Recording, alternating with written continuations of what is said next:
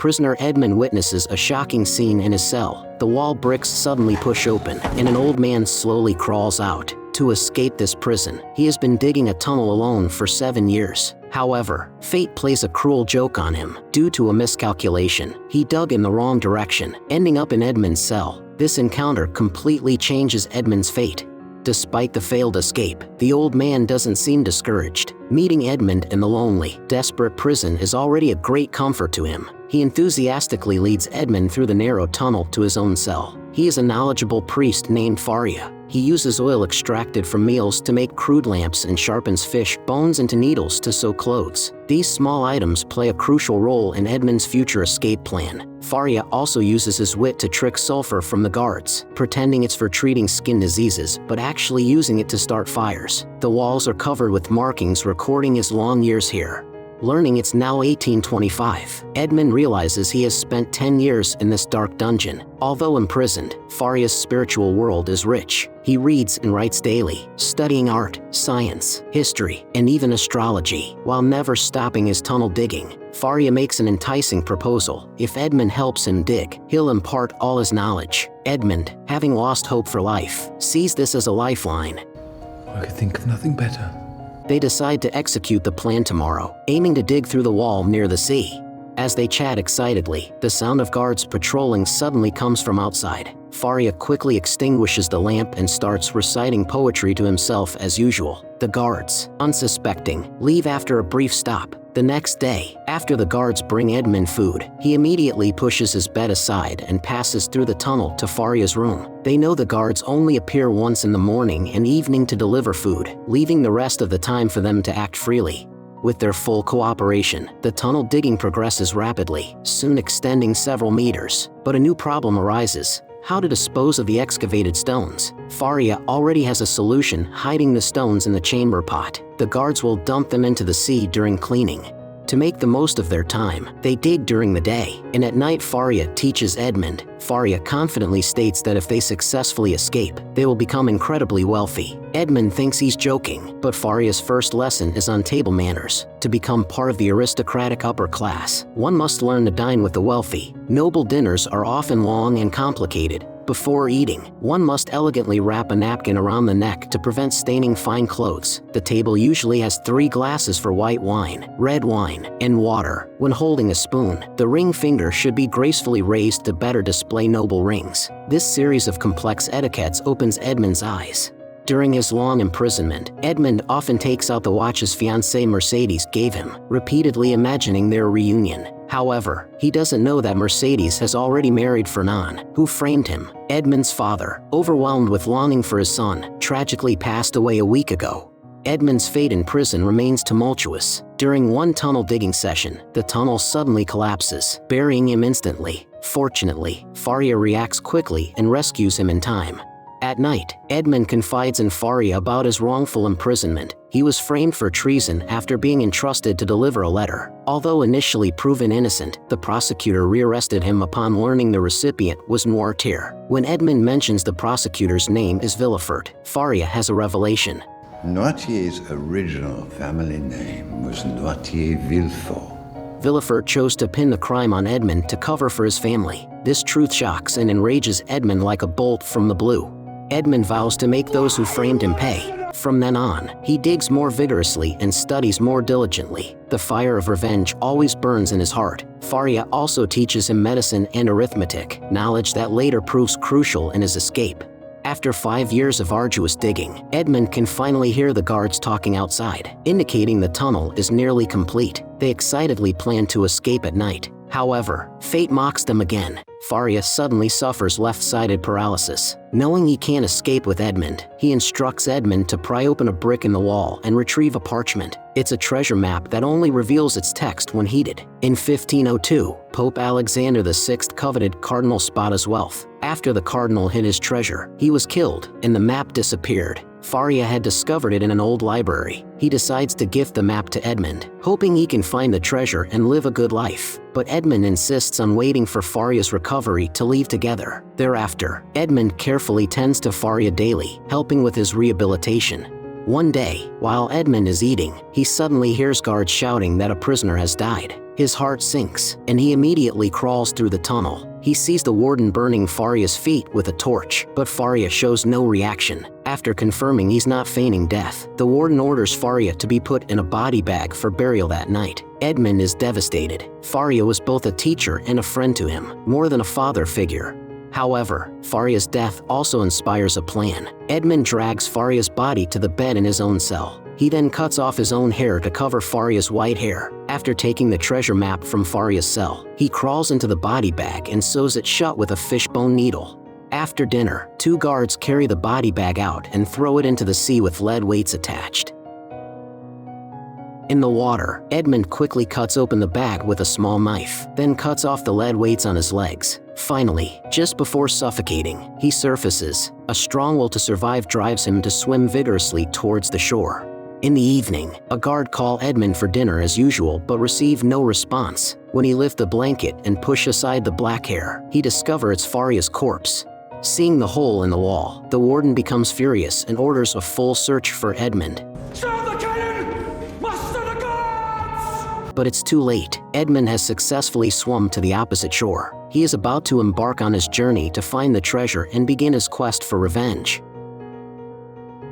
After swimming all night, Edmund is exhausted. He escapes to a farmer's house and finds some old clothes to replace his humiliating prison uniform. For the first time in 15 years, he looks in a mirror, feeling disoriented and unfamiliar with his disheveled, weathered face. He flees like a startled bird before the farmer's return. Disguised and using an alias, he urgently wants to return home to see his father. However, fate deals him another heavy blow. He learns his father died 5 years ago and is buried in a nearby church. Edmund is devastated, barely able to stand. Led by the priest, he visits his father's grave, learning that his father died of depression in 1825. Edmund's eyes blur with tears. Next to it is a tombstone with his own name, stating he died 10 years before his father. Edmund is filled with confusion and anger, knowing he's been alive in prison all this time, wondering why everyone outside thinks he's dead, suspecting some conspiracy. With a heart full of pain and resentment, Edmund goes to his fiancée Mercedes' home. He's greeted with heartbreaking news. Mercedes has long since married and moved to Paris. This news pierces his heart like a blade. Sweet memories of Mercedes flood his mind, only to be instantly shattered by cruel reality. Edmund wanders the streets, dazed and lifeless. Suddenly, a group of guards approaches, and he instinctively feels fear. Hurriedly hiding in a corner, a prisoner being escorted suddenly breaks free and runs. He's quickly caught by a guard and beaten severely. This reminds Edmund of his own past experiences, prompting him to intervene and knock down the guard. He doesn't yet know that this act of kindness will change both their fates. The prisoner, named Jacopo, is overwhelmingly grateful to Edmund and decides to follow him loyally. During their escape, they encounter more guards and hide in a carriage. Successfully leaving the city, Jacopo reveals he was arrested for smuggling and that his ship is currently at sea, but he can't sail it. Edmund becomes excited, as he was once an excellent captain and first mate. He has Jacopo take him to the smuggling ship. Edmund lies about an approaching storm, saying he needs to sail the ship to the Isle of Monte Cristo to avoid it. In reality, he plans to find the treasure Abbe Faria told him about before seeking revenge. Edmund says he's going up the mountain to catch a goat for food, telling Jacopo to wait below. Following Faria's treasure map, he searches almost the entire Monte Cristo but finds no trace of treasure. Tell me! Feeling utterly disappointed, he reluctantly leaves at Jacopo's persistent urging. Back on the ship, Edmund looks back at Monte Cristo regretfully. Suddenly, he notices 2 stone pillars on the mountain resembling rabbit ears, exactly the rabbit rock Faria mentioned. Edmund is internally excited but suppresses his joy to avoid arousing Jacopo's suspicions, planning to return for the treasure later.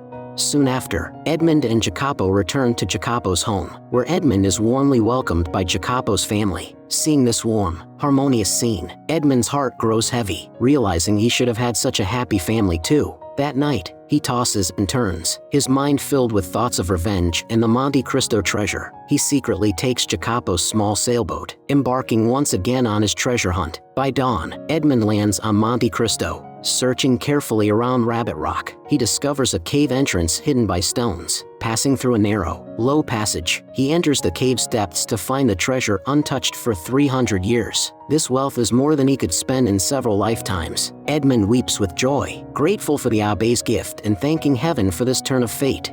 Before seeking revenge, Edmund decides to repay those who have helped him. Soon, Jacopo receives a letter from Edmund. Not only has Edmund bought him 2 large ships, but he's also gifted him 3 properties. He invites Jacopo to meet him at the end of the month and help him with a task.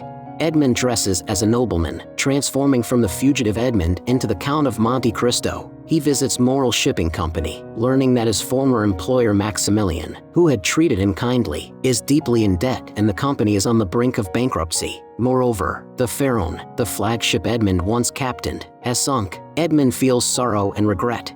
At the appointed time, Jacopo arrives dressed as a gentleman. The distinguished Count of Monte Cristo before him is almost unrecognizable from the former destitute fugitive, leaving Jacopo curious about the source of Edmund's wealth. Edmund casually mentions inheriting a fortune. He then seriously recounts his 15-year wrongful imprisonment to Jacopo, swearing him to secrecy. Edmund asks Jacopo to help him uncover the truth, intending to punish all those who framed him.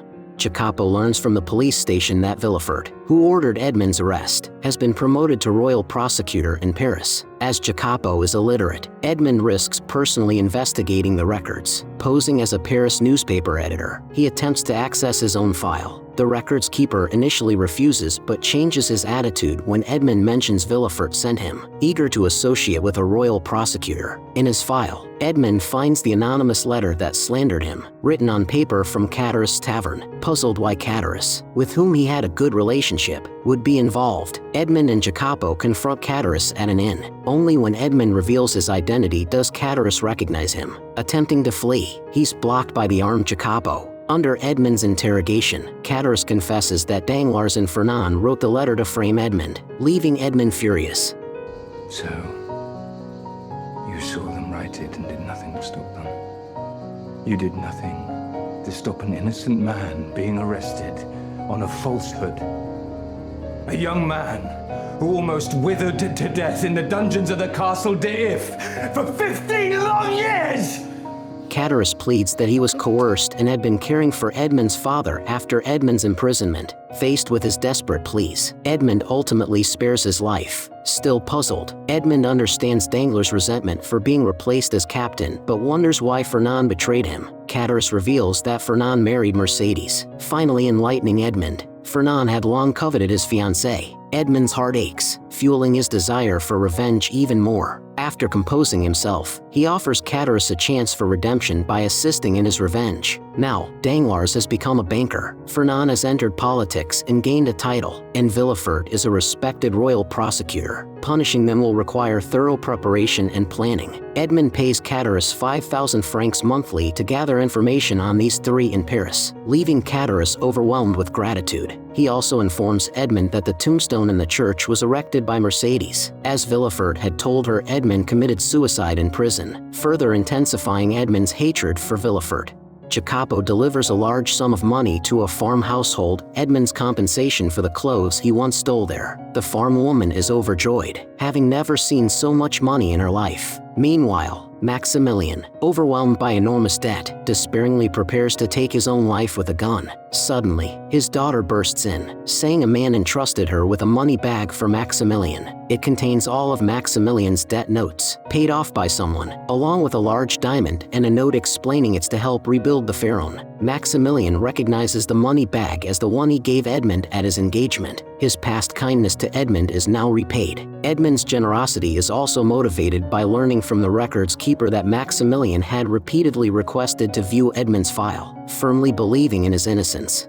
Having repaid all kindnesses, Edmund now begins planning his revenge. Jacopo questions why he doesn't simply kill his enemies, but Edmund explains that would be too easy for them. No, Jacopo. The vengeance I will deliver will equal the crime. Following Edmund's instructions, Catullus investigates and uncovers prosecutor Villefort's shocking secret. Villefort had fathered an illegitimate child with Madame Danglars and cruelly buried the infant alive in a wooden box. The midwife who witnessed this attempted to blackmail Villefort but was committed to an asylum. The mansion where the infant was buried is now abandoned and for sale. Edmund keenly perceives this as a crucial element in his revenge plan. Catullus also learns that Mercedes and Fernand have an 18-year-old son, Albert. This news deeply pains Edmund, realizing his once beloved fiancée is now with his enemy. Learning that Albert and a friend are currently vacationing in Rome, Edmund decides to use Albert as the starting point for his revenge. He instructs Catullus to return to Paris and purchase the abandoned mansion, while he and Jacopo head to Rome.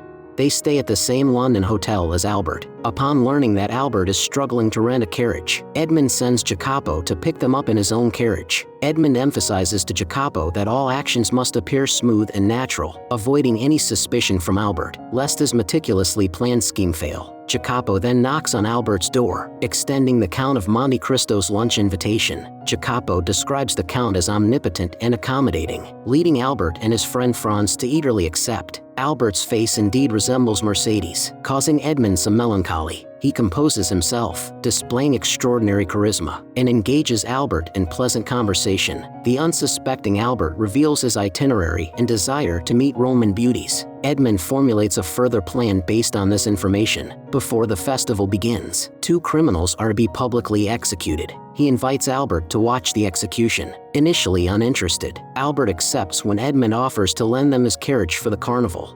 At the execution site, the 2 criminals behave differently, one brave, the other too terrified to walk. They are to be beheaded and hammered respectively. Albert finds it somewhat cruel, but Edmund suggests such punishment is still insufficient for their crimes. Imagine a man who forced you into an existence of pain and misery. Is it enough for him to feel only a few seconds of pain and no more? It'd be fairer to exert vengeance on them slowly, the equivalent of the pain they inflicted on their victims. Just as the executioner's blade is about to fall, a guard rushes in with a papal pardon. The fearless criminal is pardoned, while the other's skull is immediately crushed. Albert's composure during the execution meets Edmund's expectations, prompting him to continue using Albert in his revenge plan.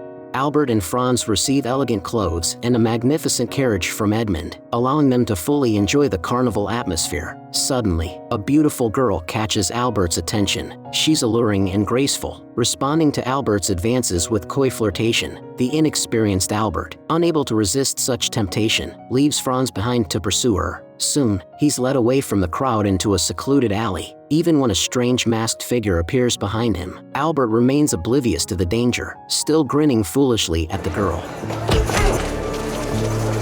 That evening, just as Franz returns to the hotel, he receives a ransom note. He learns that Albert has been kidnapped by bandits. Unable to pay the enormous ransom, he turns to Edmund for help. Edmund immediately orders Jacopo to prepare firearms and a carriage for Albert's rescue. Outside the hotel, he sternly rebukes the bandit delivering the ransom note. Learning he's the Count of Monte Cristo, the bandit is terrified and quickly apologizes. He then respectfully drives Edmund's carriage. Faced with Franz's shocked and confused expression, Edmund casually mentions having some reputation in the area. The bandit leader also shows great respect upon seeing Edmund. Edmund harshly reprimands him. The Viscount de Morcerf is a personal friend of mine, and you kidnap him? Hold him to ransom like a dog? Are you mad? The leader repeatedly apologizes and quickly orders his men to release Albert. Franz excitedly describes to Albert how impressive and respected the Count of Monte Cristo was. They don't realize this was all a performance orchestrated by Edmund. The bandits cooperate with Edmund's act because they owe him a favor. The pardoned criminal at the execution site was a friend of the bandit leader, save thanks to Edmund's substantial bribe to the Pope. With this simple scheme, Edmund easily gains Albert's trust and approval. To express his gratitude, Albert invites Edmund to Paris, offering to be his guide and introduce him to Parisian high society. Edmund is secretly delighted but outwardly appears indifferent. Edmund and Jacopo soon arrive in Paris. He lavishly purchases 2 mansions, preparing for his revenge. The thought of seeing Mercedes, who has haunted his dreams, fills him with mixed emotions, leaving him sleepless. The next day, Edmund visits Albert's home, a residence housing both his enemy and his love. Fernand is absent due to work commitments. Albert introduces Edmund to the secretary of the Minister of Interior and a newspaper editor. During their conversation, Mercedes enters. Despite his mental preparation, Edmund is momentarily stunned. As if through telepathy, Mercedes also appears slightly unsettled. Clearly, the Count's face reminds her of her former love. Mercedes thanks the Count for saving her son's life, her voice trembling slightly. Edmund, too, loses his usual composure, stuttering in response. The atmosphere becomes subtly charged. They awkwardly conclude the meeting. After the guests leave, Mercedes eagerly inquires about the Count's real name, but Albert admits he doesn't know. Back in his carriage, Edmund fights back tears. Despite the years, their love for each other remains palpable. Catullus brings news of a grand opera performance that evening, which Fernand, Danglars, and Villefort will attend. Edmund decides to go to the opera house to see his three enemies. He deliberately buys the box directly opposite Fernand's family. Albert immediately introduces Edmund to his father upon seeing him. Fernand is surprised to learn that the Count's box originally belonged to the Austrian ambassador, confirming his belief in Edmund's significance. Edmund observes that Fernand, Danglars, and Villefort's boxes are connected, indicating their continued close relationships. Seeing his three enemies together floods Edmund with painful memories and anger. He feels his hatred nearly tearing his heart apart, making breathing difficult. Only with the help of medication does he gradually calm down. After the opera, Albert introduces Edmund to Baron Danglars, the banker, and his wife. Edmund recalls Catullus mentioning that Madame Danglars is the one who bore Villefort's illegitimate child. Danglars could never imagine that this charming count is actually Edmund, whom he framed and sent to prison. Next, Albert introduces Edmund to the Villefort family. Edmund finds it ironic that this respectable, well-dressed royal prosecutor has committed numerous dirty deeds in private. Having successfully established social connections with his enemies, Edmund completes the first step of his revenge plan. Meanwhile, Catullus' mission progresses well. He successfully bribes the asylum guard, planning to rescue tonight the midwife who witnessed Villefort burying the infant alive. However, the guard changes his mind at the last minute, demanding double the payment. Jacopo loses patience and kills the guard. They rescue the midwife and take her to the mansion where Villefort committed his crime. Now owned by Edmund, the midwife recounts the truth from years ago. To protect his reputation, Villefort buried his newborn illegitimate son in the backyard. After he left, the midwife dug up the box and found the baby boy still alive. She identifies the room where Madame Danglars gave birth and where Villefort buried the infant. With this leverage, Edmund can prepare a surprise for Villefort. Meanwhile, Villefort learns of the midwife's escape after killing a guard. Shocked and angry, he orders the inspector to find her at all costs. And this time she won't be going back to the madhouse, no. I shall send her straight to the guillotine. Soon after, the Danglars and Villefort couples are invited to tour Edmund's new residence. Seeing the familiar mansion, Villefort feigns composure. Madame Danglars, however, appears visibly uncomfortable, clearly haunted by unpleasant memories. The mansion has been transformed into a luxurious space, filled with rare antiques, impressing even these worldly upper-class individuals. Their belief in the Count's noble status and position deepens. Edmund also shows them his chemistry laboratory. Thanks to the knowledge gained from Faria in prison, he has created many drugs with special effects. When Madame Villefort mentions her son's illness, Edmund generously gives her appropriate medication. He also specifically introduces a poison he concocted, strychnine, which kills without symptoms. This immediately piques Villefort's interest. Do you have an antidote for Brucine? No, for the mortals there is no antidote. During lunch, everyone praises Edmund for transforming the once-neglected mansion into such splendor. Edmund explains that the property was previously unsellable due to a frightening rumor. Villefort is so scared he can barely hold his cutlery, while Madame Danglars fails to hide her panic. Madame Villefort, intrigued by the rumor, insists on hearing it. Edmund leads everyone to the birthing room, the only area he left untouched. He mysteriously mentions an infanticide that occurred there. Villefort's face contorts with anxiety, while Madame Danglars looks sorrowful. Fascinated by such unusual stories, Madame Villefort asks Edmund to show them where the infant was buried. Edmund says he dug up the box but found it empty. Where is this box now? I had it burned. Madame Danglars, unable to control her emotions any longer, runs away. Meanwhile, Catullus and the midwife, hiding upstairs, observe the scene. The midwife confirms that Villefort and Madame Danglars were indeed the ones who called her for the delivery that night. Watching Villefort's discomfort and torment, Edmund's lips curl into a barely noticeable smile. The punishment has only just begun. The Count of Monte Cristo's revenge plan progresses methodically. He enters Danglars' bank with an impressive air, claiming to deposit 10 million francs. Danglars is excited, his eyes gleaming with greed. Edmond informs him that the 10 million is in bonds, previously deposited in a Roman bank. Danglars is delighted but cautiously states it will take a few days to verify. Edmond requests an advance of 300,000 francs for daily expenses. Danglars hesitates, given the substantial amount. Well, there are other bankers in Paris. No. Danglars, no longer hesitant, promptly promises to deliver the 300,000 francs to his mansion that afternoon. Following Villefort, Danglars has now stepped into Edmond's carefully laid trap. Villefort, since returning from Edmond's mansion, remains anxious, unable to understand how the Count knows his secret. Madame Danglars desperately wants to know if their child is alive, as Villefort had always told her it was stillborn, but Villefort still refuses to admit his lie. Madame Danglars has investigated the mysterious Count of Monte Cristo but found nothing. Villefort doesn't believe such a wealthy man could have been unknown before and must find a way to counterattack. If the Count reveals his scandal, he will be ruined beyond redemption. Meanwhile, Edmond's revenge plan against Fernand officially begins. He sends Jacopo to bring a girl named Haiti to the mansion. Haiti's father was killed by Fernand, and she was sold into slavery. Harboring intense hatred for Fernand, Edmond paid a hefty sum to free her, intending to use her to deliver a fatal blow to Fernand.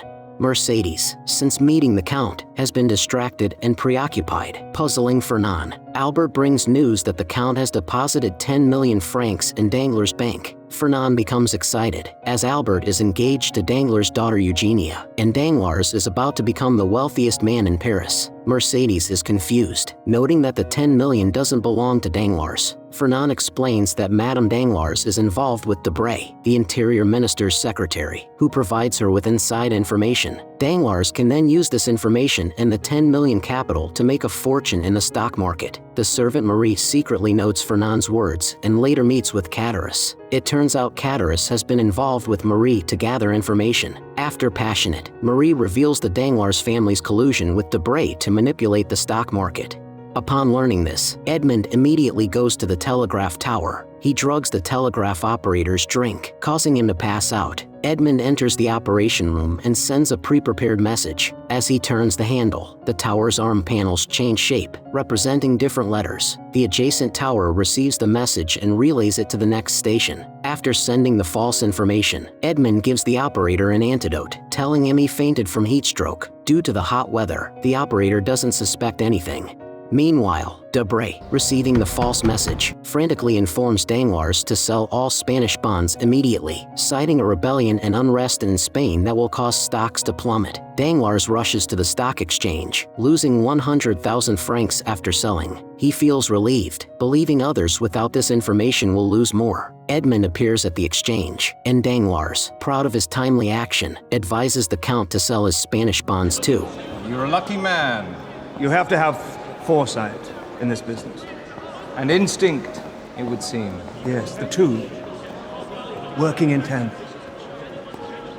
Soon after, Albert brings Edmond an invitation to a ball at Fernand's house. He also brings news that due to the government sending an erroneous telegraph, many nobles have suffered heavy losses from selling stocks. Danglars is the most unfortunate, losing over 1 million francs. All this is within Edmond's expectations. During their chat, Albert expresses his reluctance to marry Danglars' daughter. Having grown up together, he and Eugenia see each other as friends, unable to develop romantic feelings. However, he can't defy his father Fernand's wishes. Edmond offers to help resolve this dilemma. I'm going to help you in whatever way I can. Concerning Eugenia? How? We'll see. Despite his focus on revenge, Edmond can't suppress his longing for Mercedes and secretly observes her movements. One day, as usual, he waits at a cafe for Mercedes to pass by. He coincidentally meets the Morel siblings, Marx and Emma. Learning that old Morel, the shipowner who once cared for him, has passed away, Edmond feels melancholic. Emma mentions that her father received a gift from an anonymous benefactor when on the brink of bankruptcy, helping him overcome the crisis. He lived happily for 4 more years afterward. Edmond is comforted to know that old Morel spent his final years in peace due to his gift. Suddenly, a girl approaches Marx with a sorrowful farewell. Edmund recognizes her as Valentine, Villefort's daughter, whom he saw at the opera. It turns out Valentine and Marx have been in love for a long time, but Villefort insists on marrying Valentine to Franz, the young man who traveled to Rome with Albert. Observing this tragic couple, Edmund becomes thoughtful. On the day of Fernand's ball, Edmund invites Haiti to accompany him. He instructs her to suppress her anger and hatred if she sees Fernand, as the time for revenge hasn't yet come. Seeing the Count elegantly helping Haiti out of the carriage, Mercedes inexplicably feels jealous. After 15 years, Edmund finally meets his most hated enemy, Fernand, who framed him to steal his wife. Unaware of the danger, Fernand thanks the Count for saving his son. Upon seeing Fernand, Haiti confirms he is the murderer of her father. This is why Edmund brought Haiti here, while Fernand remains oblivious to how close he is to the abyss. As Villefort prepares to take his family to the ball, his young son suddenly has an epileptic seizure, convulsing on the floor. Madame Villefort immediately gives him the medicine the Count provided, which proves effective. She no longer doubts the efficacy of the Count's medicines, including the poison. At the ball, Danglars angrily accuses Debray of nearly bankrupting him with false information. He threatens Debray, demanding compensation for half his losses. If you do not, I will put a stop to your little dalliance with my wife. It turns out Danglars has long known about his wife's affair with Debray, but didn't care as long as he could make money. It's his extreme greed that has led him into Edmund's trap. Mercedes, as if guided by an unseen force, finds herself walking with the Count. She casually inquires about Haiti. Learning that Haiti is merely the Count's chemistry apprentice, she feels inexplicably relieved. Edmund asks if she's happy in her marriage. Mercedes, with a complex expression, changes the subject, saying she feels as if she's known the Count for a long time. Who are you referring to? I'm Miss Biron. In truth, Mercedes already has an answer in her heart, but she dares not acknowledge it.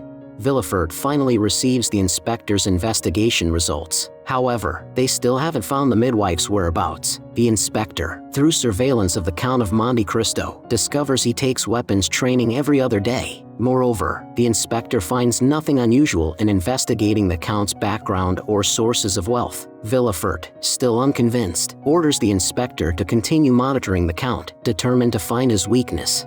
Cadaris, unaware of being followed, enters the Count's mansion as usual to report gathered intelligence. Only when Edmund warns him does he realize two plainclothes detectives are tailing him. Jacopo, with his keen sense honed from years of smuggling, had already detected their presence. In Paris, only Cadaris and Jacopo know the Count of Monte Cristo's true identity. They are Edmund's sole vulnerability. He instructs Cadaris to stop coming to the mansion, with Jacopo to act as an intermediary for message delivery. Edmund realizes Villefort suspects him, and these watchful eyes are likely his doing. He decides to advance to the next phase of his plan. He dispatches Jacopo to Rome to find the bandit leader Vampa. Edmund once saved the life of Vampa's cousin, and now he demands that Vampa come to Paris to repay this debt of gratitude. Another act in Edmund's carefully orchestrated play is about to unfold, and this time he will unleash a storm across all of Paris. That evening, he invites his three enemies to his mansion for dinner. Vampa, disguised as a nouveau riche, makes his grand entrance. Edmund introduces him as Count Spada, a friend from Rome. This immediately piques Danglars' interest, who inquires if Spada is related to the late Cardinal Spada. Spada openly admits that the Cardinal was his great-uncle. The money-obsessed Danglars had long heard that Cardinal Spada was immensely wealthy and had hidden all his fortune before his death, its whereabouts unknown to this day. Of course, except to Edmund. Spada's next words make Danglars' heart race even faster. Spada claims that months ago, while sorting through his great-uncle's books, he discovered a blank parchment that revealed drawings and text when exposed to flame. Evidently, Edmund had shared Father Faria's story with him. A map of the hidden treasure. How did you know, Baron Danglars? Anyone who has studied the history of fortunes and treasures in Europe knows the story of Caesar Spada. Danglars' eyes gleam with greed as he eagerly inquires about the treasure's location. Spada mysteriously states that he has found the treasure and legally inherited it. Moreover, the money is deposited in a bank in Rome. Verifiable. Danglars is completely hooked, continuously asking questions about this fortune. Edmund deliberately interrupts, reminding him not to discuss money excessively at the dinner table. Unable to contain his curiosity, Danglars insists on asking one last question. What brings you to Paris? I'm here to find a wife. The Danglars couple exchange a knowing glance, both thinking of their marriageable daughter Eugenia. At this moment, Madame Villefort excuses herself to retouch her makeup. Edmund discreetly signals to Haiti, who understands and announces she's going to check on the appetizer's preparation. Unexpectedly, Madame Villefort secretly sneaks into the chemistry laboratory and steals a vial of medicine. After the dinner, Haiti informs Edmund of Madame Villefort's theft. Edmund inspects the laboratory and discovers that Madame Villefort has taken the poison he had previously shown. However, Edmund doesn't appear surprised. Early the next morning, Danglars eagerly visits the Count of Monte Cristo's mansion again. He offers to increase the annual interest rate on the Count's deposit by 1%. Edmund understands the reason for his flattery but feigns curiosity. Danglars laughs it off, claiming he's a generous person. He then steers the conversation towards Count Spada. Danglars has estimated overnight that Cardinal Spada's treasure is worth at least 650 million francs, making him salivate with greed. He's here today to inquire about Count Spada's hobbies and preferences in women. Edmund inwardly sneers but maintains a poker face. He mentions that Count Spada has a keen interest in opera. Danglars is overjoyed, his hand trembling so much he can barely hold his wine glass. Coincidentally, his daughter Eugenia has been studying opera and shows considerable talent. You know, I was having a little chat with Eugenia earlier. It seems she's not all that attracted to Albert de Morcerf. Edmund asks if he's considering breaking off Eugenia's engagement to Albert. Danglars is embarrassed but admits it. Edmund smiles silently. Everything is proceeding according to his plan. Soon after, Danglars brings Eugenia and her music teacher Louise to a cafe, coincidentally running into Count Spada. Danglars enthusiastically introduces his daughter to Spada, who puts on a show of praising Eugenia's beauty. Danglars then shoos away the pianist and has his daughter perform a song with Louise accompanying on the piano. Eugenia indeed proves talented, her voice melodious and beautiful. Spada acts completely entranced, as if lost in the music. Danglars is very pleased. Already viewing Spada as his future son-in-law, he tentatively inquires if Spada is interested in railway investments. Baron, you are disturbing my listening. The fake Spada's acting satisfies Edmund immensely, and he secretly plans his next move. The next day, Edmund and Spada are invited to the Danglars' home. Danglars eagerly introduces his railway project, showing prepared planning drawings, revenue forecasts, and profit estimates. He's already submitted the project proposal to the Ministry of Interior and expects to receive the concession by next weekend. Edmund can't resist mocking Danglars. I'm sure Monsieur Debray helped in that regard. Danglars awkwardly claims that Debray owes him a favor. Spada states he only trusts the Count of Monte Cristo and will invest if the Count does. As Danglars and Edmund discuss the project's feasibility, singing suddenly echoes from upstairs. Learning it's Eugenia practicing opera, Spada eagerly expresses his desire to observe. This plays right into Danglars' hands, and he immediately takes Spada to Eugenia's room, then tactfully leaves. However, as soon as Spada enters, he encounters an awkward scene. He doesn't make a fuss but gestures for them to continue practicing. Edmund is about to fulfill his promise to Albert, helping him escape this unwanted engagement while also pushing Danglars into the abyss.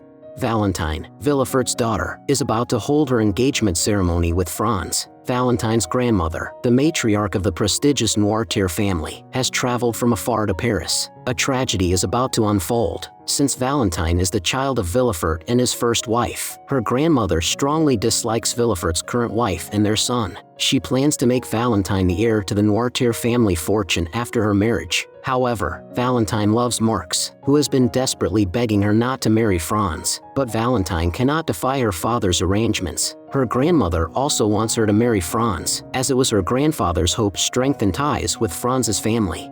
Valentine leaves her grandmother's room with mixed emotions. Madame Villefort, feigning concern, suggests a way for her to avoid the marriage. If Valentine becomes a nun in a convent, no one can force her to marry. But Valentine clearly sees through her stepmother's scheme. If I entered a convent and took the veil, all of my inheritance would go to my father. And from him, it would go to Edward, his only son. Which is what you want more than anything, isn't it, Eloise? Seeing her intentions exposed, a flash of malice crosses Madame Villefort's eyes. Before the engagement ceremony begins, Edmund secretly visits the Villefort household, arousing Valentine's curiosity. Edmund expresses his wish to speak with her grandfather. It turns out Edmund intends to help the star-crossed lovers, Valentine and Marx. he has already sent Jacopo and Catullus to investigate a secret of the Noirtier family, planning to use this to persuade old Noirtier to cancel Valentine's engagement. At noon, Franz and Valentine's engagement ceremony proceeds as scheduled, with Albert and the newspaper editor as witnesses. Just as the notary is about to sign, Valentine's grandfather, old Noirtier, requests to inform Franz of something. Unable to speak, he has written a letter revealing a long-buried secret. Old Noirtier and Franz's father, General Epinay, were once friends. At the time, Noirtier was loyal to Napoleon, while Epinay was a royalist. On the eve of the revolution, Epinay attempted to inform on him to the palace, and Noirtier, to stop him, challenged him to a duel, ultimately killing him. Franz is devastated. He cannot blame Noirtier for winning the duel, but he also cannot accept marrying the granddaughter of his father's killer. The engagement ceremony ends in disarray, much to Villefort's fury. However, the turmoil doesn't end there. When Valentine is about to bring tea to her grandmother, Madame Villefort finds an excuse to send her away. She then takes out a vial and drops a few drops into the teapot. Soon after, Valentine's grandmother is found dead in her bedroom, with the doctor identifying strychnine poison in the tea. Villefort immediately recalls the vial of poison the Count of Monte Cristo had shown. All evidence points to Valentine, and she is arrested as a suspect. Madame Villefort smirks at her coldly. Villefort finds the situation very strange, having searched Valentine's room thoroughly without finding any vial. The inspector's news further agitates him. The inspector had long been watching Catullus, who frequently visits the Count of Monte Cristo's mansion. He discovers that Catullus often goes to the library to research information on 3 people. You, Monsieur Villefort, the banker, Baron Danglars, and the Count de Morcerf. Villefort finally realizes that the Count is deliberately getting close to him, but he still doesn't understand the Count's purpose. In anger, he pays the inspector handsomely to thoroughly investigate the Count's intentions. Edmond's revenge has finally reached a crucial moment, yet he hesitates. His plan will inevitably hurt the innocent Mercedes. The conflict between his hatred for Fernand and his love for Mercedes torments Edmond, leaving him sleepless for several nights. Haydée is very concerned about his dejected state. Edmond finally firmly states that he will definitely fulfill his promise to help her take revenge. The next day, Mercedes receives a gift from the Count, a pair of exquisite earrings. She joyfully puts them on immediately. Seeing this, Fernand sarcastically asks if she wants to be the Count's mistress. He also accuses Mercedes of meeting privately with the Count at the ball. Mercedes angrily refutes this, but Fernand slaps her without listening. Eventually, Mercedes has to return the earrings to the Count as Fernand demands. Noticing the bruise on Mercedes' face, Edmond feels heartbroken and inadvertently calls out her name. Mercedes. You've never called me that before. Edmond doesn't answer. He silently takes the earrings from Mercedes' hand. Mercedes can no longer suppress her inner emotions. Tell me, Count, have you ever truly been in love? Once. She didn't wait for you. She thought I was dead. Perhaps she's still waiting for you. No. No, she moved on with her life. She's now a different woman. And I'm a different man. This pocket watch was an engagement gift Mercedes once gave to her fiancé. She bursts into tears, certain that the man before her is Edmond Dantes, whom she has always loved deeply. Mercedes had long suspected the true identity of the Count of Monte Cristo. Their hearts could still sense each other, but she is now a wife and mother, unsure how to face this love buried for 15 years. She also lacks the courage to acknowledge Edmond, fearing the loss of her current life. From the moment she returns the earrings to Edmond, they become the most familiar strangers to each other. Having let go of his emotional entanglement, the last shackle in Edmond's heart has fallen away. The beast of revenge is about to break out of its cage and devour everything. The Count of Monte Cristo's revenge has finally reached its climax. Fernand, who framed him and stole his wife, is about to be disgraced and lose everything. Edmond has the bandit leader Vampa pose as the fabulously wealthy Count Spada, and the greedy Danglars takes the bait hook, line, and sinker. Previously, Edmond's fake telegram caused Danglars to lose millions in the stock market, pushing his bank to the brink of bankruptcy. So, he plans to break off the engagement with Fernand's family and marry his daughter Eugenie to Spada. In return, both Edmond and Spada will invest 5 million francs in Danglars' railway project to help him weather the storm. Edmund runs into Fernand at the bathhouse and casually drops a hint that Danglars might have other plans for his daughter's marriage. Fernand flies off the handle and storms over to Danglars, demanding he honor their family's engagement immediately. Danglars looks like a deer in headlights and says he can't do it. Fernand loses it and angrily asks why he's breaking his word, but Danglars beats around the bush, refusing to explain. Seeing this, Fernand starts throwing threats around. There are things which bind us closer than if we were brothers, things that will forever remain a secret between us. Danglars knows this refers to their plot to frame Edmund, so he begs Fernand for a month to explain. Fernand realizes he's stalling for time and leaves in a huff after making threats. This marks the end of their friendship.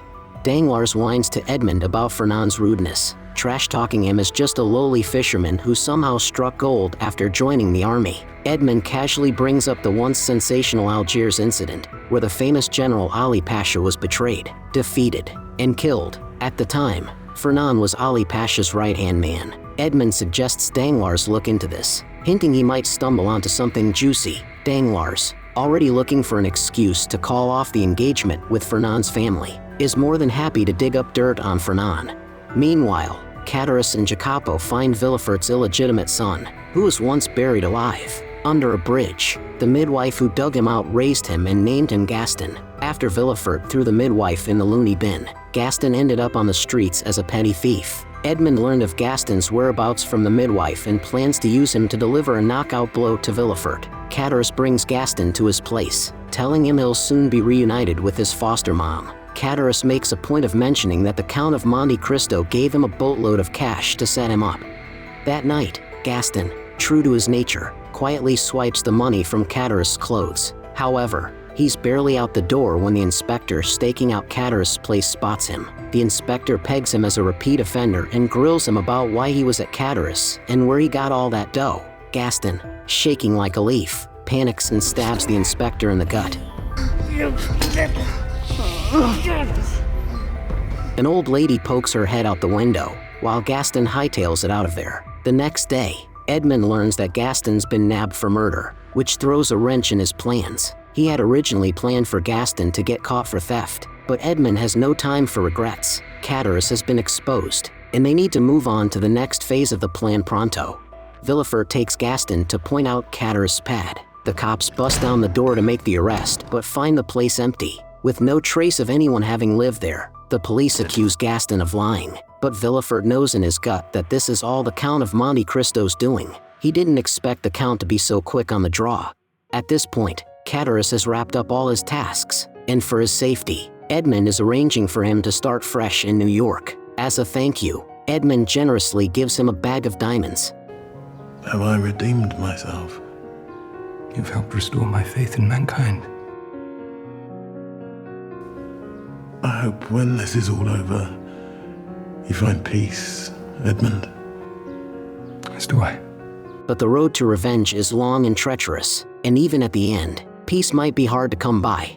Danglars finally gets the dirt from his snitch in Algiers. The news in the letter is a real bombshell, enough to send Fernand straight to hell. Danglars hands this scoop to the newspaper, which rushes to print it overnight.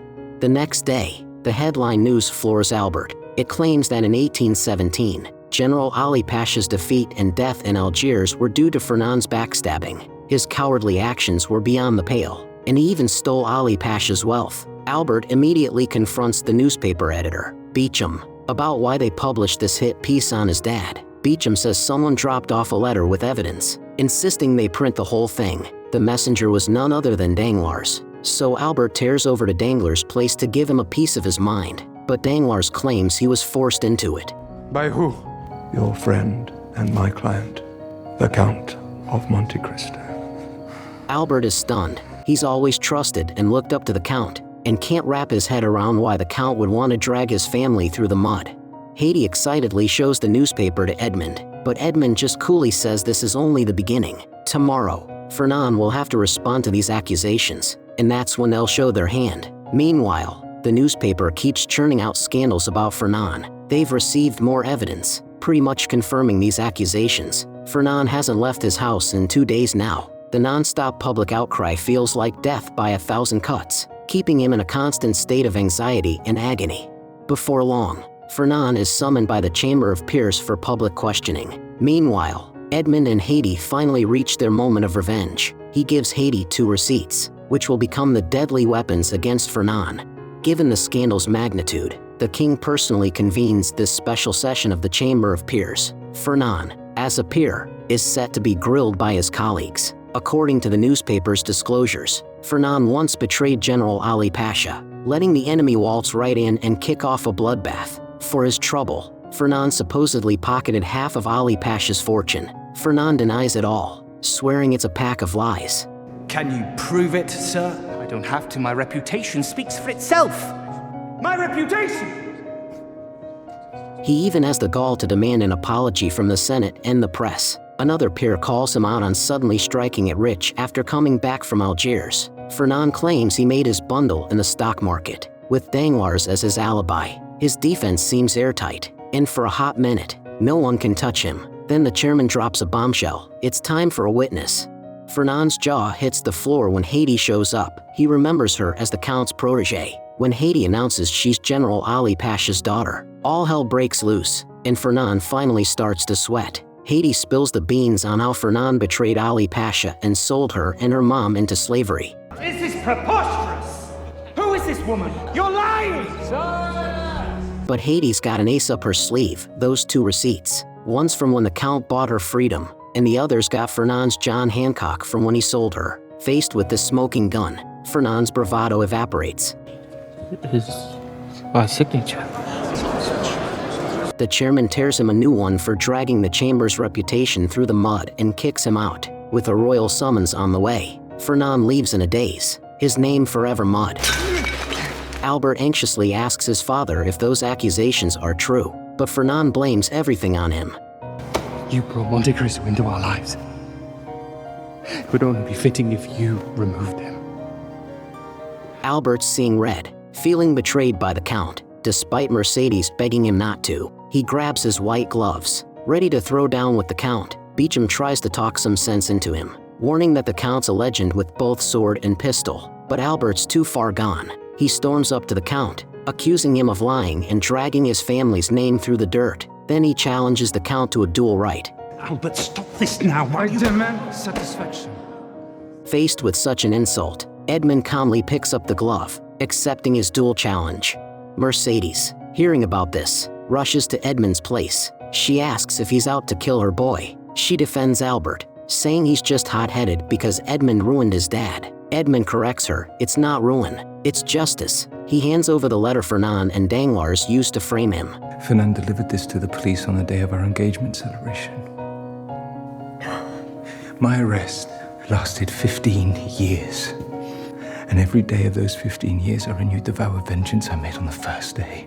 Mercedes is floored. She drops to her knees, begging for Edmund's forgiveness. She pleads with him to punish her and Fernand, but spare Albert. Out of the blue, the Count asks when she first recognized him. Mercedes says Edmund's voice never changed. She recognized it from their first meeting. At first, I denied it was you, but love speaks from the heart, not from the mind. She's never stopped loving Edmund, and that has never changed. After a long pause, Edmund promises Albert will live. But for that to happen, I must die.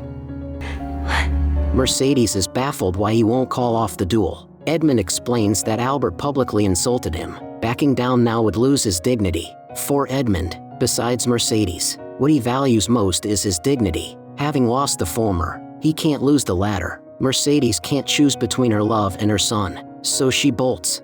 At the crack of dawn, Edmund's at the dueling spot, locked and loaded. Albert finally shows up, fashionably late, but his first words are an apology. He thought Edmund had no right to punish his dad, but now his mom's filled him in. He has to admit Edmund's got every right to want payback. Seeing Albert back in one piece, Fernand assumes he's off the Count, but Albert coldly tells him he bailed on the duel, then gives him the cold shoulder. He's disgusted by his dad's past sins. Fernand's a mix of confused and furious. He grabs his sword and charges into the Count's place, hell-bent on settling the score himself. Edmund's all for it, saying they know each other so well. They don't even need witnesses. On the contrary, we know very little about each other. Let us see. Are you not Fernand the fisherman? Are you not the soldier, Fernand, who deserted on the eve of the Battle of Waterloo. Edmund starts laying out Fernand's life story and dirty deeds, and Fernand goes from confused to shell-shocked. When he sees the incriminating letter in his own handwriting, it finally clicks who he's dealing with. Fernand turns ghost white, asking if his wife and son know. Edmund mockingly tells him he's the last to know. Fernand leaves, totally defeated. Back home, he finds packed bags at the door. His wife and son give him the cold shoulder. Fernand's lost it all: his rep, his status, his cash, and his family. His selfish, narrow-minded ways have caused immense pain to countless people. He's earned every bit of this miserable ending. Fernand's life of sin ends with a bang, but Edmund's revenge is just reaching its climax. Danglars is sweating bullets as the land options for his railway project are about to expire. He desperately seeks the Count's help, with the land purchase costing a whopping 9 million francs, way more than he'd bargained for. He begs the Count to pony up his 5 million franc investment early. Edmund reminds him that, as per their agreement, he'll only pay up after Danglars' daughter gets engaged to Count Spada. Danglars looks like he's seen a ghost. With Fernand 6 feet under, he has no allies left in the government. If this land deal falls through, the government will yank his license. Edmund tells him to chill out, just throw the engagement party ASAP, and everything will be smooth sailing. He and Spada will wire the 5 million francs to Danglars' bank right after. Edmund's rock-solid promise has Danglars breathing easy again, and he sets the engagement date for Thursday. Little does he know, Edmund has a doozy of a surprise lined up for him that day. Meanwhile, Spada, following Edmund's orders, shows up at Danglars' place with 4 letters of recommendation. With these, Eugenia can land gigs at Rome's top 4 opera houses. Eugenia is over the moon. She's been dying for a chance like this, but her face falls when she remembers her dad won't let her perform on stage. Spada gives her a sly smile, hinting that once in Rome, Danglars can't call the shots anymore. And I shall see you at the signing of the so-called marriage contract on Thursday, if you have not already left for Rome. That is. He drops that cryptic line and splits. Eugenia catches his drift. Spada is nudging her to ditch the wedding. This is right up her alley, considering she's head over heels for Louise. Plus, in Rome, she can flex her opera chops, a dream come true for her and Louise. The day before the engagement, Edmund meets up with Mercedes. He tips her off to withdraw all of Fernand's cash from Danglars' bank pronto, cause Danglars is about to go belly up. Mercedes figures out Danglars is Edmund's next target and warns him he's playing with people's lives. They played with mine. Mercedes doesn't know if she should hate Edmund. His revenge is justified, but it's also wrecked her family. With mixed emotions, she cautions Edmund that he's been consumed by vengeance, but Edmund sees his survival and newfound wealth as divine providence for his revenge. What is your understanding of providence? In the overall sense, that destiny will ensure justice. So you are the instrument of destiny. The Count doesn't answer, just turns and heads to the newspaper office. He hands over evidence of Danglars and Interior Ministry Secretary Debray's stock market manipulation to the editor. By comparing 3 years of Paris Stock Exchange records with Danglars' personal bank statements, he's uncovered a pattern. Every time Danglars makes a bid withdrawal, his wife makes a killing on some stock that day, which doubles in value within days. All this started after Debray joined the Interior Ministry. Edmund insists the editor publish all the evidence but keep the source under wraps. He makes a point of mentioning he has copies that are already with the police, knowing the editor and Debray are tight. On engagement day, the Danglars family is on cloud 9, blissfully unaware of the shitstorm about to hit. Danglars reminds the 2 counts to have their 5 million franc checks ready. Edmund and Spada exchange knowing looks, both sporting mischievous grins. Meanwhile, Eugenia is putting the finishing touches on her getaway plan. Louise has passports and a carriage ready. They'll pose as siblings on a trip. Eugenia chops off her long hair, a symbol of her constraints and societal expectations. She's finally free to be herself and chase her dreams. I love it. Suddenly, Debray bursts in, panicked, to tell Madame Danglars their stock market scam is busted wide open. He demands his cut of the profits so he can skip town. But when Madame Danglars opens the money box, she's horrified to find all her savings have vanished into thin air. As they're freaking out, the engagement ceremony kicks off, forcing them back to the living room. Danglars gives his speech with a big smile, thinking he's on easy street. But when it comes time to sign the marriage contract, Eugenia is missing. Danglars, embarrassed as hell, sends his wife to check on her. No matter how much she knocks, the room stays silent. Danglars, at his wit's end, busts down the door. only to find the room empty. Eugenia and Louise have already flown the coupe through the window and are about to hop on a carriage to Rome. Eugenia has swiped Madame Danglars and Debray's cash for their getaway. All her life, Eugenia's parents have controlled everything, but now she's finally found the guts to ditch society's expectations and chase her dreams with her true love. Spada picks up the hair from the floor, demanding answers from Danglars. Before Danglars can stammer out an explanation, the cops barge in with arrest warrants. Get out of my house! The police chief coldly reads out the charges of insider trading and stock manipulation, then starts making arrests. Do something, you stupid fool! Make them stop! Danglars can only be taken away in a dejected manner by the police with Debray. Watching this go down, Edmund feels a rush of satisfaction. He was also arrested by the police in despair 15 years ago, and Danglars, one of the culprits, now suffered the same fate. But this isn't enough to quench Edmund's hatred. He's determined to break Danglars' spirit completely. Before long, Danglars receives 2 letters in jail. The first is the incriminating letter he and Fernand had written years ago. The second is from Edmund, detailing how Danglars, Fernand, and Villefort had framed him and thrown him in the slammer for 15 years. The same amount of time I believe you will spend in a forced prison for crimes you actually committed. Unlike mine, which were entirely fabricated. I wish you a miserable stay there. When he sees the signature, the Count of Monte Cristo, Danglars finally realizes that he has been played around by Edmund. He completely loses it. You bastard. You damn bastard.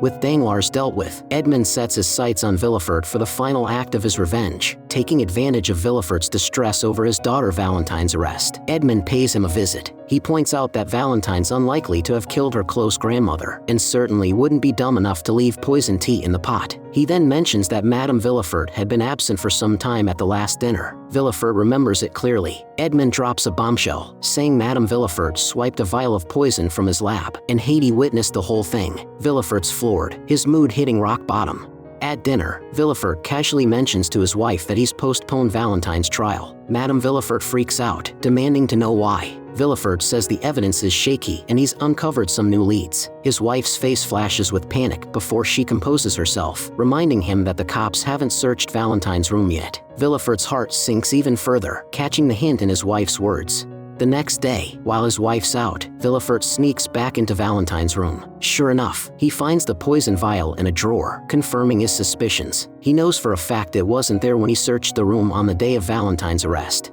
Heavy-hearted, Villefort visits Valentine in jail. He's torn up inside, but he has to choose between his daughter and his wife. Finally, he confronts his wife with the vial, saying he knows the truth. Madame Villefort still tries to pin it on Valentine. Seeing no remorse, Villefort coldly tells her there's an eyewitness to her theft of the poison. Madame Villefort is speechless, realizing the jig is up.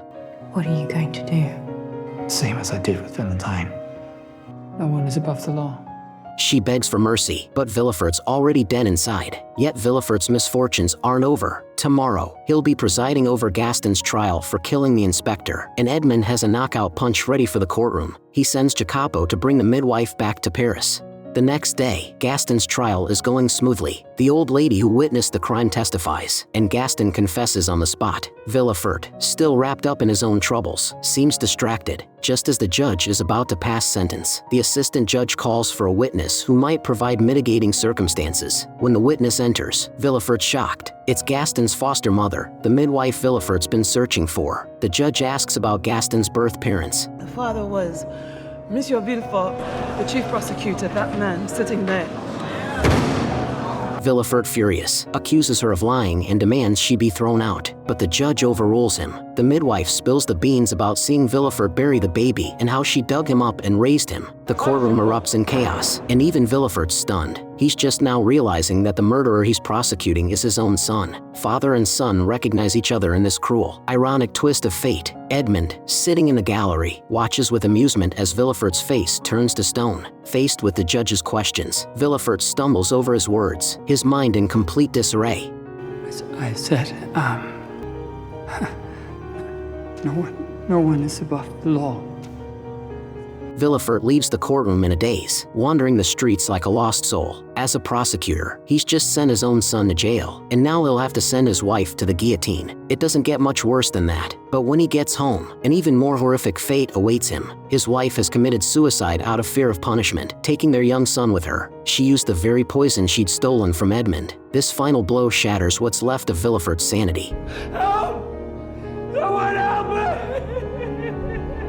Edmund, who has followed him home, is struck speechless by the scene. He'd planned to show Villefort the incriminating letter as a final psychological blow, but now it seems unnecessary. Edmund's grand revenge plan is finally complete after 15 years, but he doesn't feel the satisfaction or relief he'd expected. While punishing his enemies, he's also hurt many innocent people. Edmund has finally shed his hatred, only to be burdened with guilt. Father Faria had warned him, if you seek revenge, dig 2 graves. Only now does he fully grasp the weight of those words. Back home, Edmund calls for Jacopo, thanking him for his unwavering support. Though illiterate, Jacopo's loyalty and honesty far surpass the high society folks who preach morality. Their agreement is fulfilled, and it's time to part ways. Edmund generously gives Jacopo all the carriages and horses, promising to send him money every year until his death. Well, don't die too soon. Edmund always pays his debts, both good and bad. As merciless as he is to his enemies, he never shortchanges those who help him. With everything settled, Edmund returns to his hometown, visiting his father's grave. He finds fresh flowers. He knows Mercedes has been there. On the beach, filled with countless happy memories, he sees that familiar figure. 15 years ago, Mercedes would stand there every day, just like now, gazing across the sea towards the prison that had held Edmund. Their love, which should have blossomed brilliantly, had withered due to the selfish whims of others. If people don't have a fear of good and evil, they can easily become the creator of disasters and tragedies. Edmund decides to embark on a solo journey, seeking inner peace as Catullus had wished for him. Revenge might erase hatred, but it can't heal a wounded heart. Love can heal.